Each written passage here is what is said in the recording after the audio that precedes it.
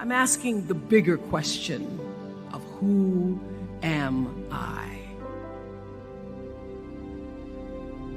Who am I really? My answer is I am God's child.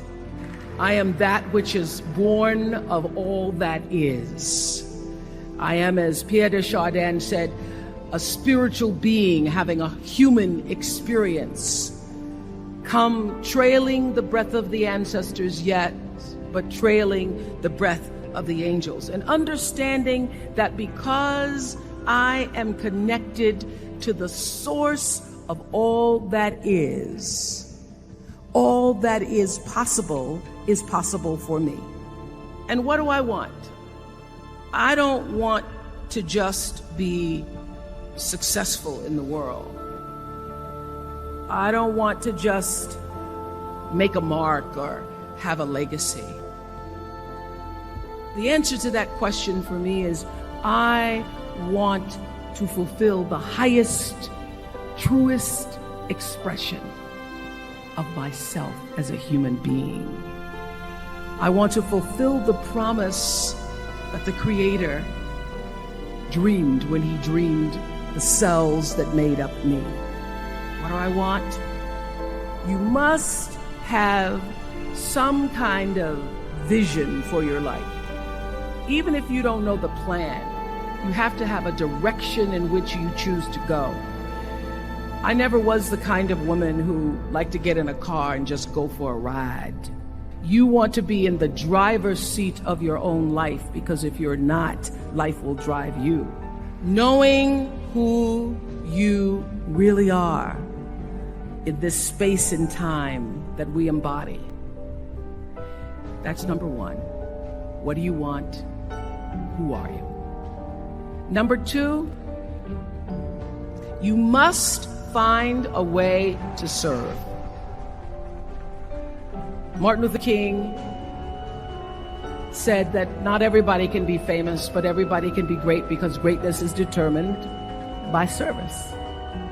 Now, we live in a world where everybody wants to be famous and where we admire people for just being famous. We think being known brings us value. The truth is, all of that will fade in time.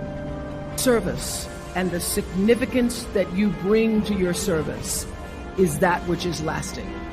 So to be able to, whatever your occupation or job or talent or gift is, our honorees today getting doctorate degrees, to apparently opposite fields, HIV and AIDS and the spoken word.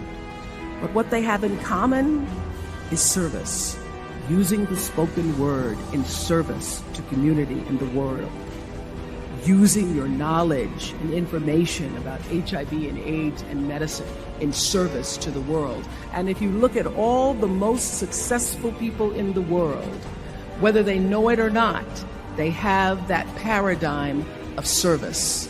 Service through medicine, service through art. Using whatever it is you produce, your product, as a way of giving back to the world. When you shift the paradigm of whatever it is you choose to do to service, and you bring significance to that, success will, I promise you, follow you. Be excellent.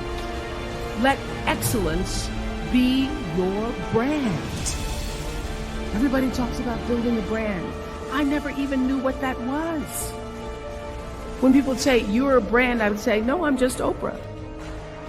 What I recognize now is that my choice to, in every way, in every example, in every experience, to do the right thing and the excellent thing is what has created the brand.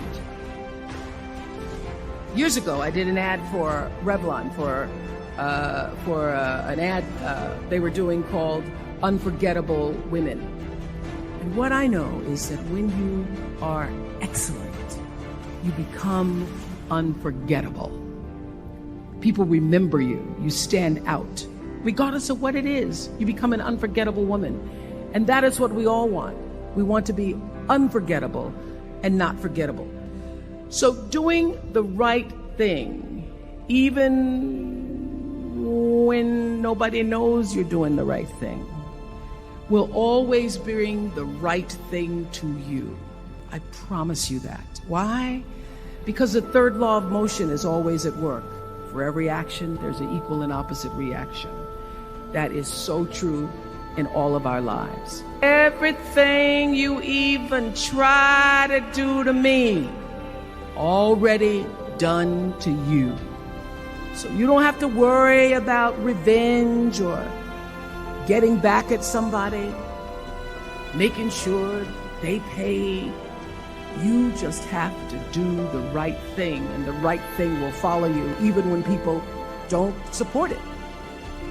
I remember many times on my show, there are many shows y'all never saw. And the reason you didn't see them is because I got the last vote. The most important thing I have come to know in doing the right thing and making the right choices is understanding what we talked about yesterday. All of you leaving here have the potential for enormous success. There's a price that comes with that. People don't always like you, and they're not always happy for you. And if you surround yourself with people who are not accustomed to your success, they become fearful, they become scared, because you are reflecting back something to them that they don't recognize. People who want the best for you want you to be your best. So my greatest advice to you is to surround yourself with people who are going to fill your cup until your cup runneth over. I'm so full, my cup runneth over. And to know that once your cup runneth over, you cannot spend your life with your gallon-size offerings, offering them to pint-sized people. You have got to surround yourself with gallon-sized people who can hang in the same company with you, so that you're not offering your gallons to those little pints out there who can't hold it anyway. The biggest choices begin and end with you, your internal big questions. Who do I want to be in the world? My relationship to source energy, to all that is God, your experience of that which is all life, which is divine and universal, being connected and aligned with that. When you are tuned in and charged into that, whenever you feel empty, you go inside yourself and you connect to the source, and you know that all things are possible.